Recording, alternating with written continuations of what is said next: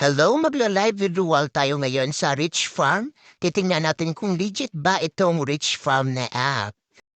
So yan, punta tayo doon sa taas sa green coins, yan withdraw. Yan piliin natin, pili tayong pumili ng GCash or Lazada. So piliin natin yung Lazada kasi 26 pesos pa lang yung ating pera. Kasi 0.5% pa lang yung ating ratio.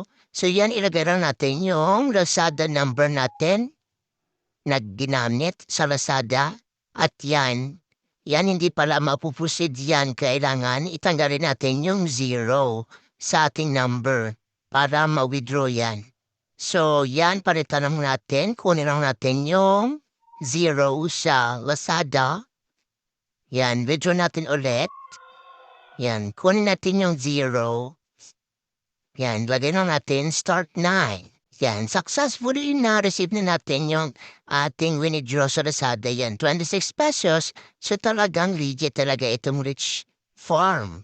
So ano pang hinihintay nyo? Maglaro na kayo at yung tips para dito is kung naka kung nakaabot na kayo ng 1 pesos i-withdraw nyo para pag nakaabot kayo ng level 10 mag-direct convert or mapapalitan yung ratio nyo into 5%. So, mas malaki. Yan yung percentage. Pag naka-level 10 ka, 5% yung makukuha mo. So, mataas yung mawi-withdraw mo pag malaki yung percent.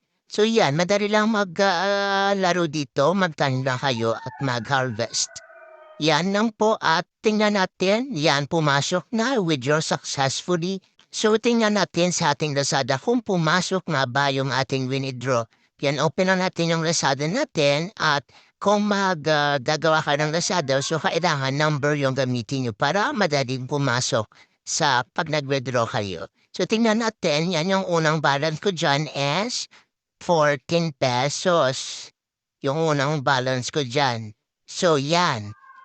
Tingnan natin, yan, 31 na. So, pumasok nga yung ating withdraw. Kaya legit si Rich Farm